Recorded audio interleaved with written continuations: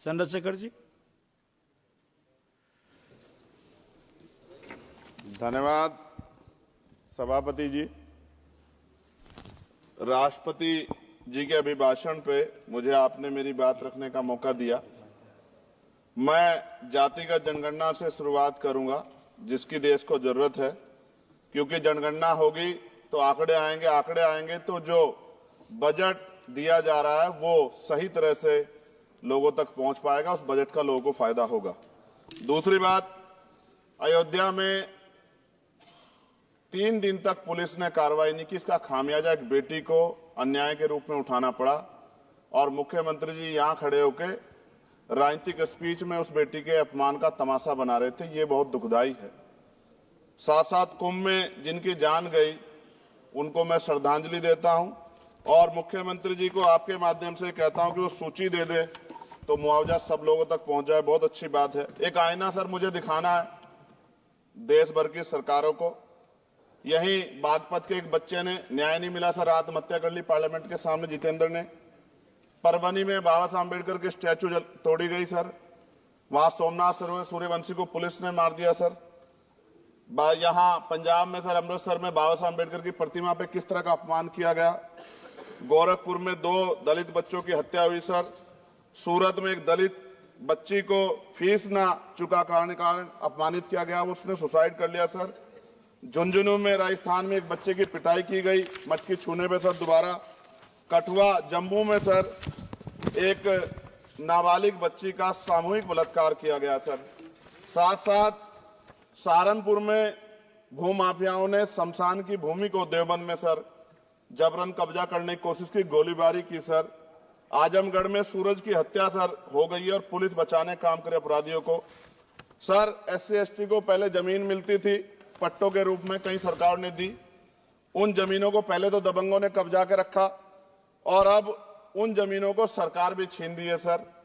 शहर में रहने वालों को SC ST को आवासीय पट्टे दिए जाने चाहिए। आजादी के 75 साल भी घर नहीं है बाद भी। SC ST के बच्चों को जो स्कॉलरशिप दी जाती थी, केंद्र और राज्य का आपसे विवाद है कि 60% आप दोगे, 40 हम देंगे। इस चक्कर में कई बार स्कॉलरशिप सब नहीं समय पहुंचती, मानसिक प्रताड़ना होती है, स्कूल परेशान करते हैं, कॉलेज। इसलिए मेरी राय है सर कि 0 बैलेंस पे उन बच्चों का एडमिशन कराया जाए। जब सरकार कुछ करना ही चाहती तो बच्चों को फायदा हो जाए। और देश भर में सर बहुत सारे छात्रावास बने हैं, लेकिन उन छात्रावास की स्थिति ऐसी है जर्जर, जैसे हमारे स्कूलों की है। इन छात्रावास का जीर्णोद्धार करा जाए, उनकी रख रखाव का ख्याल रखा जाए, क्योंकि यहाँ देश का भविष्य तैयार हो रहा है। और ऐसी हालात सर स्कूलों की है, स्कूलों के हालात आप देश भर में, मैं उत्तर प्रदेश से आता हूँ, जाके देखोगे नगीना क्षेत्र में सर अगर स्कूल गिर जाएगा किस दिन बहुत बड़ा हादसा हो जाएगा, कोई पूछने वाला नहीं है सर। बात OBC समुदाय की जाए सर, OBC समुदाय को वक्त आ गया है कि विधानसभा और लोकसभा में आरक्षण जो है सर मिलना चाहिए, जो उनकी पर्याप्त संख्या यहाँ लोकसभा में और सभी स्टेटों की विधानसभा में आ पाए, जो सामाजिक समानता की दिशा में जरूरी कदम है। OBC को भी SC ST की तरह सर प्रमोशन रिजर्वेशन मिले। OBC आरक्षण में जोड़ा गया सर असंवैधानिक है, क्रीमी लेयर उसको खत्म किया जाए। सरकारी स्वायत्त संस्थानों में भी सरकारी विभागों के समतुल्य पदों को चिन्हित किया जाए तथा उनकी समतुल्यता स्थापित की जाए, ताकि इन संस्थानों में कार्यरत OBC कर्मचारियों के बच्चों को भी आरक्षण का लाभ मिल जाए। सर पत्रकार सुरक्षित नहीं है। पत्रकार मुकेश चंद्राकर की सर भ्रष्टाचार के खिलाफ आवाज उठाने पर हत्या की गई सर। कौन पत्रकार ईमानदार से पत्रकारिता करेगा। किसानों को MSP की कोई लीगल गारंटी नहीं। एक बड़े किसान है दल्लेवाल जी, 69 दिन से सर जीवन और मौत के बीच आमरण अनशन पे है। क्या अब तक किसी दिन उनकी जान चल जाए, सरकार को संज्ञान लेना चाहिए।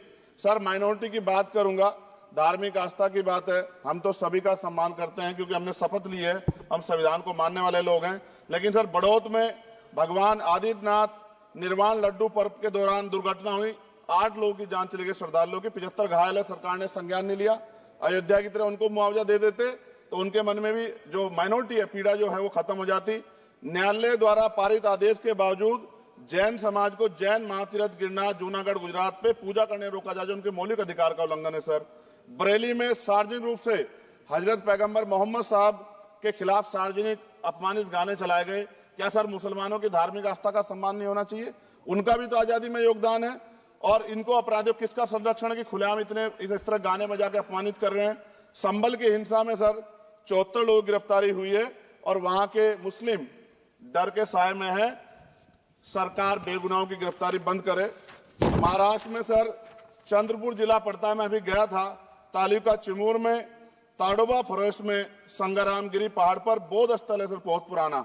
वहां बौद्ध भिक्षु को सरकार बिजली नहीं देती, रास्ता नहीं देती और इतनी बुरी हालात में उनकी धार्मिक आस्था क्या है सर, तथागत बुद्ध की ज्ञान स्थली होने के कारण बोध गया में बौद्ध धर्म के अनुयायियों के लिए जो बहुत महत्वपूर्ण स्थल है सर, इस स्थल पर अवैध कब्जा हटवाकर बौद्ध धर्म के अनुयायियों को सौंपा जाए। उनमें बड़ी चिंता, देश विदेश से लोग आते हैं, तो यहाँ हमारे देश की छवि भी खराब हो रही है।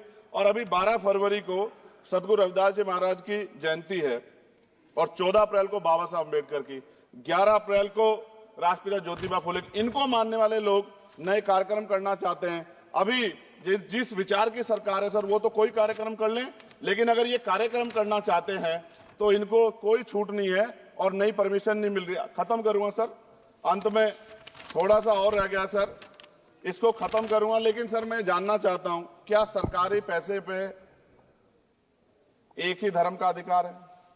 दूसरे धर्म के धार्मिक आयोजनों पे अभी कुंभ में 7,500 करोड़ रुपए खर्च किया आपने। आप रविदास जयंती पे कितना खर्च करेंगे? आप 14 अप्रैल को डॉक्टर बाबा साहब अम्बेडकर जिनकी जय जयकार होती है, उन पे कितना खर्च करेंगे? और उनके विचारों को आगे बढ़ाने के लिए आप क्या सहयोग करेंगे? ये सवाल बहुत बड़ा है।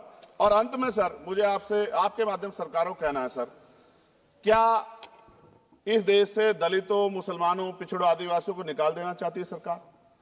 जिस तरह से उनके अधिकारों को, स्कॉलरशिप को, उनकी पढ़ाई को, हेल्थ सिस्टम में कोई पैसा नहीं खर्च हो रहा है, क्या उनको निकाल के इस देश को ऐसा देश बनाना चाहते हैं जहां कुछ ही धर्म के लोग रहेंगे? सर मैं ये कहना चाहता हूं, देश सबका है और अगर सरकार ये तय करके बैठ गई कि वो दलितों, मुसलमानों को, पिछड़ों को, आदिवासियों को निकाल देगी, तो सर ये संभव नहीं। इतनी बड़ी आबादी है, हम अम्बेडकरवादी लोग उनके पक्ष में खड़े हैं क्योंकि हमने शपथ ली है कि हम हर व्यक्ति का संरक्षण करेंगे। और मैं आपके माध्यम से सरकार को चेतावनी के तौर पर कहना चाहता हूं, सरकार अपनी इस आदत में सुधार करे, वरना इसके परिणाम सड़कों में बहुत भारी होंगे। अगर मुसलमानों को, दलितों को आप लोग निकालने के बारे में सोचोगे और उनकी धार्मिक आस्था का अपमान करोगे, तो ये हम लोग किसी कीमत पे बर्दाश्त नहीं करेंगे। मैं आपका धन्यवाद करूंगा सर, लेकिन साथ साथ मैं ये भी कहूंगा सर, और सर खत्म कर रहा हूं सर, 10 सेकंड में खत्म कर रहा हूं सर, आप आदेश करेंगे तो खत्म कर दूंगा। खत्म कर दीजिए, एक सेंटेंस बोलिए। 10 सेकंड में खत्म कर दूं सर? एक सेंटेंस में 10 सेकंड ही आएगा, बोलिए। सर मैं बस ये कहना चाहता हूं कि सरकार सभी का ध्यान रखे और उनमें भी गरीबों का ज्यादा ध्यान रखे, क्योंकि सर अभी जेब कटाई हुई, 2800 रुपए का टिकट है सर इलाहाबाद का, 56,000 रुपए का था सर। मैंने मंत्री जी से कहा, तब जाके उन्होंने संज्ञान लिया, तब आधे रेट हुए। इसलिए कह रहा हूं, धर्म के नाम पे धंधा और लूट नहीं होनी चाहिए सर, इसकी जिम्मेदारी सरकार की। धन्यवाद सर।